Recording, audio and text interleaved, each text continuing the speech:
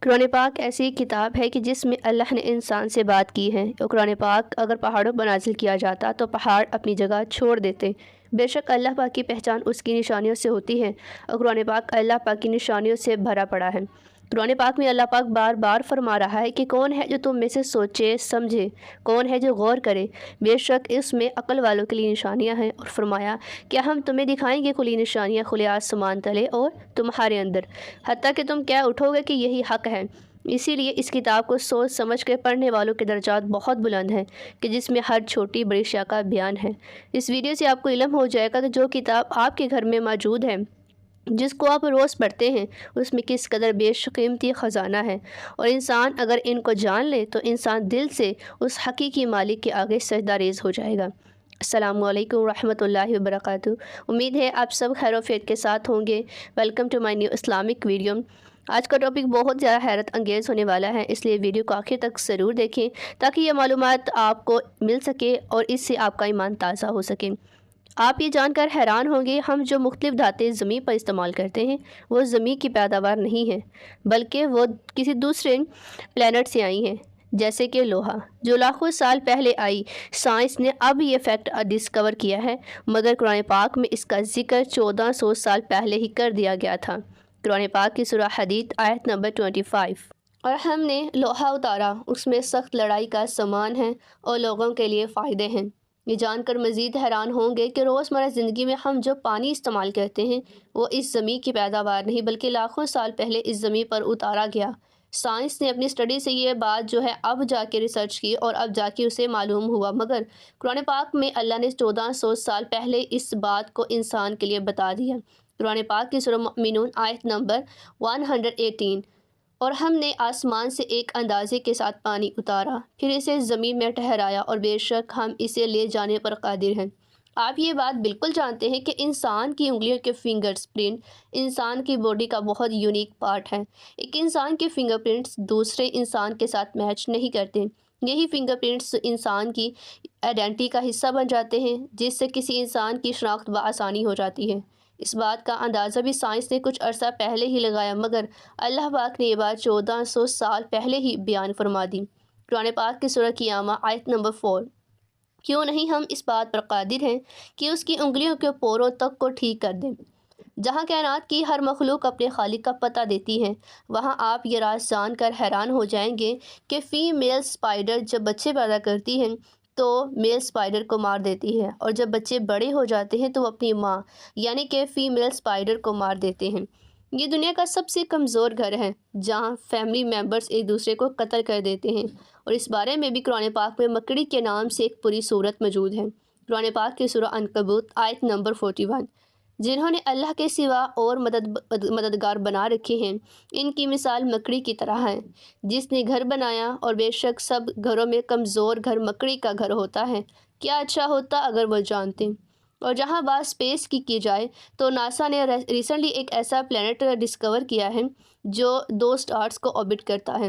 اس planet میں ایک نہیں 2 سن رائز اور 2 سن سیٹ دیکھے جاتے ہیں۔ اس پلینٹ کی ڈسکوری 2011 میں کی، مگر اس کا بیان قرآن پاک میں 1400 سال پہلے ہی درج کر دیا گیا تھا۔ اس پلینٹ پر 2 مشرقین اور 2 مغربین دیکھے جا سکتے ہیں۔ قرآن پاک کی سورۃ معارج آیت نمبر 40۔ تو مجھے تمام مشرقوں اور تمام مغربوں کے رب کی قسم، بے شک ہم ضرور قادر ہیں۔ آگے آنے والی معلومات آپ کو اور زیادہ چونکا دے گی، اس لیے سب سے پہلے میرے چینل کو سبسکرائب کر کے بیل آئیکن پر لازمی کلک کریں، اور اگر ویڈیو آپ کو پسند آئی ہو تو لائک شیئر بھی لازمی کریں۔ سورج جو ہمارے سولر سسٹم کا حصہ ہے اور زمین پر توانائی کا سب سے بڑا سورس، سورج میں 92% ہائیڈروجن اور 8% ہیلیم ہوتا ہے۔ اگر آپ اس بورڈ کو دیکھیں تو اس میں ہائیڈروجن کا سمبل H ہے، جس کو عربک میں ہا کہتے ہیں۔ اب قرآن پاک کی طرف اگر چلیں تو سورۃ شمس کے نام سے ایک مکمل سورت ہے، اور شمس کا مطلب ہے سورج۔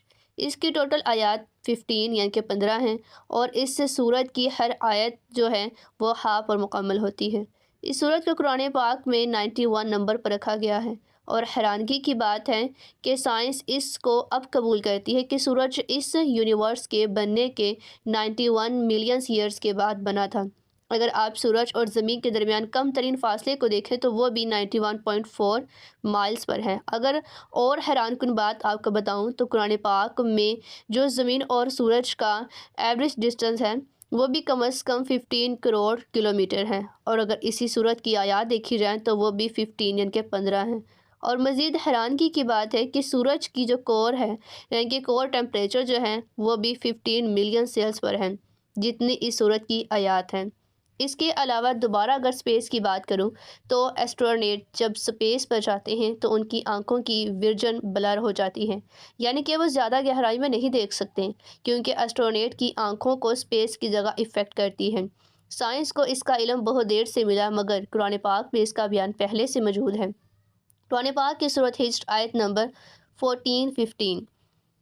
اگر ہم ان کے لیے آسمان میں کوئی دروازہ کھول دیں کہ دن کو اس میں چڑھتے، جب بھی یہی کہتے ہیں کہ ہماری نگاہ باندھ دی گئی ہے بلکہ ہم پر جادو ہوا ہے۔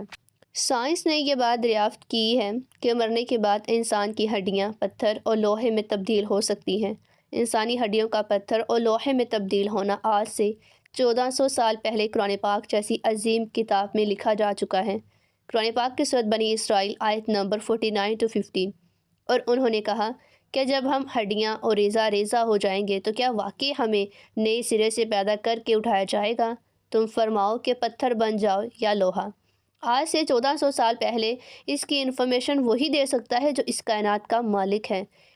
ایک اور بات اگر سپیس کے بارے میں کروں کہ جب ایسٹرونیٹ سپیس میں جاتے ہیں تو ان کو سانس لینے میں مشکل ہوتی ہے۔ جب سانس لیتے ہیں تو ان کا جو سینہ ہے وہ ٹائٹ ہو جاتا ہے، ان کو سینے میں ایک جکڑن محسوس ہوتی ہے۔ یہ فیکٹ بھی سائنس نے کچھ دیر پہلے ہی اس بات کو معلوم کرنے میں اپنا وقت لگایا اور بہت وقت لگانے کے بعد اس کو دریافت کر لیا، مگر قرآن پاک میں اس کا بیان 1400 سال پہلے ہی درج ہو چکا ہے۔ قرآن پاک کی سورۃ الانعام آیت نمبر 125۔ اور جسے اللہ ہدایت دینا چاہتا ہے تو اس کا سینہ اسلام کے لیے کھول دیتا ہے، اور جسے گمراہ کرنا چاہتا ہے اس کا سینہ بہت ہی تنگ کر دیتا ہے، گویا کہ وہ زبردستی آسمان پر چڑھ رہا ہے۔ مزید معلومات انسان کو حیران اور ایمان کو مضبوط کرتی جائے گی کہ بے شک اللہ پاک ہر ایک چیز پر قادر ہے، یعنی کہ ہم میں کمی ہے تو صرف سمجھنے کی۔ آپ کے گھر میں موجود قرآن پاک آپ کو ہر طرح سے آگاہ کر سکتا ہے کہ اللہ سبحانہ تعالیٰ کی ذات کس کس چیزوں پر قادر ہے، لیکن مسئلہ یہ ہے کہ ہم قرآن پاک کو صرف پڑھ لے ہیں، وہ بھی دیکھ کر، لیکن دیکھ کے پڑھ لینا کافی نہیں ہے جب تک ہم اسے سمجھیں گے نہیں۔ اگر ہم اس کو سمجھ کر پڑھیں گے تو بے شک اللہ سبحانہ تعالیٰ کی ہر وہ نشانی ہمارے سامنے ظاہر ہو جائے گی، بیان ہو جائے گی جس کو ہم بھلائے بیٹھے ہیں۔ اگر آپ اللہ سبحانہ تعالیٰ کی نشانیوں کو دیکھنا چاہتے ہیں، اپنے ایمان کو مضبوط کرنا چاہتے ہیں، اللہ سبحانہ تعالیٰ کی ذات پر اپنے عقیدے کو اور زیادہ پختہ کرنا چاہتے ہیں تو قرآن پاک جیسی عظیم کتاب کو صرف دیکھ کر نہیں سمجھ کر پڑھنے کی کوشش کیجیے۔ انسان کے اندر 46 کروموسومز پائے جاتے ہیں، اور قرآن پاک کی سورۃ زلزال پر غور کریں تو اور شروع سے اس کے لیٹرز کو کاؤنٹ کرنا شروع کر دیں تو 46 لفظ انسان پر آئیں گے، اور انسان میں 46 کروموسومز کی تعداد بھی یہی ہے۔ ناظرین، اگر آپ بندر دیکھتے ہیں تو بندر میں بھی کروموسومز کی تعداد 46 نہیں بلکہ 48 ہے، اور قرآن پاک کے سورہ بقرہ کی اس آیت کو دیکھا جائے اور اس کے لفظوں کو گنا جائے تو لفظ قرادات تک 48 لفظ بنتے ہیں، اور بندر کو عربی میں قرادات کہتے ہیں۔ شہد کی مکھی میں 16 کروموسومز ہیں۔ قرآن پاک کی سورۃ نحل کی اس آیت کو غور سے دیکھیں، پڑھیں اور اس کے لفظوں کو گنیں تو 16 لیٹرز نحل پر مکمل ہوتے ہیں، اور نحل عربی میں شہد کی مکھی کو کہا جاتا ہے، اور شہد کی مکھی کے اندر بھی 16 کروموسومز پائے جاتے ہیں۔ گھوڑے میں کروموسومز کی تعداد 64 ہے، اور قرآن پاک کی سورہ عمران کی اس آیت کو دیکھا جائے، اس کو پڑھا جائے اور اس کے شروع کے لفظوں کو اگر دیکھا جائے یعنی کہ ان لفظوں کو کاؤنٹ کیا جائے تو 64 لفظ وخیل پر جا کے مکمل ہو جاتے ہیں۔ وخیل یعنی کہ یہ جو خیل لفظ ہوتا ہے عربی میں ہی گھوڑے کو کہتے ہیں، اور گھوڑے میں موجود کروموسومز کی تعداد 64 ہے۔ اونٹ میں موجود کروموسومز کی تعداد 74 ہے۔ اس آیت کو دیکھا جائے تو اس میں لفظ جمل پر جیسے انسان پہنچے تو 74 لیٹرز مکمل ہوتے ہیں، جو کہ اونٹ میں موجود کروموسومز کی 74 کی تعداد عین برابر ہے۔ یہ جو ویڈیو ہے، یہ جو انفارمیشن ہے قرآن پاک میں ہر ایک جگہ سے جب آپ پڑھتے ہیں، سمجھتے ہیں، تو آپ کی جو سوچیں ہیں وہ دنگ رہ جاتی ہیں، آپ کا ایمان، آپ کا اندر سے جو روح ہے وہ تازہ ہونے لگتی ہے۔ یہ جو انفارمیشن ہے، یہ ویڈیو سننے والے اور دیکھنے والے حضرات، یہ ساری جو انفارمیشن ہے، یعنی کہ 1400 سال پہلے صرف خالق حقیقی کے علاوہ کوئی اور نہیں دے سکتا، کیونکہ وہی ہماری کائنات کو چلانے والا ہے، بنانے والا ہے۔ یہ ساری انفارمیشن قرآن پاک کا ایک چھوٹا سا ٹکڑا ہے۔ آپ کے ساتھ شیئر کی گئی یہ معلومات صرف چھوٹی سی ہے، قرآن پاک کے چھوٹے سے حصے سے لی گئی ہے۔ سوچئے، اگر کوئی انسان مکمل قرآن پاک کو سوچے، سمجھے اور اس پر غور و فکر کرے تو بے شک مکمل قرآن پاک اللہ پاک کی نشانیوں میں سے ہے، اور اللہ پاک کی نشانیاں انسان کو زمین و آسمان پر بھی دیکھنے کو ملتی ہیں۔ انسان اللہ پاک کو پہچانتا ہے تو صرف اس کی نشانیوں سے ہی۔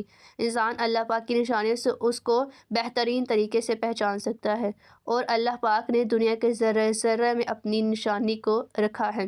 کائنات کا ذرہ ذرہ اس کے ہونے کی خبر دیتا ہے، گواہی دیتا ہے، اس کے ذکر میں مشغول ہے۔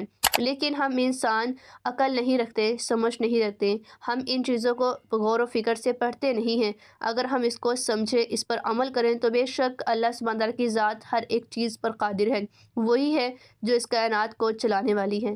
انسان کو ضرورت ہے تو صرف غور و فکر کرنے کی۔